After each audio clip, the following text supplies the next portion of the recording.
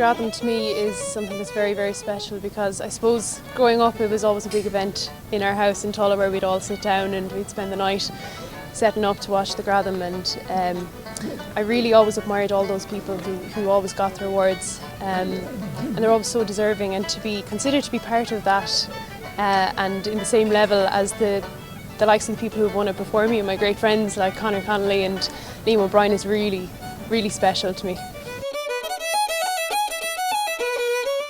There wasn't a moment in the house where there wasn't music in the background because we run the music school in the house, of course. But there was always musicians coming through the house of all backgrounds and different cultures and all that. So it was a very cultured environment, very, very traditional environment to live in, I suppose, steeped in the East Clare style. So I couldn't avoid it really.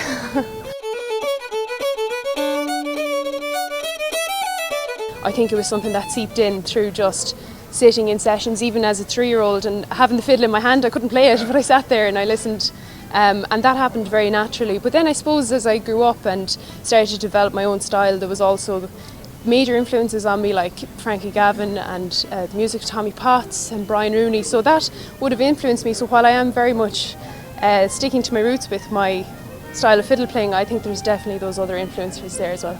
With my teaching and my mother being my first music teacher, she really passed on that passion and tradition to me, and that's something that I really would like to pass on to my students. It's not all about technicalities and that. In fact, actually, I think I'd prefer to focus on the passion and the tradition and the keeping of that good East Clare style and trying to pass that on as opposed to those rolls and triplets and that, because that'll come, and the development of the student's own style is very important. And I suppose when it comes to my music therapy then, newly qualified, it's lovely to be able to use that in a way to help other people, not just teach the music but to actually help them, and to use it in a different way is really rewarding.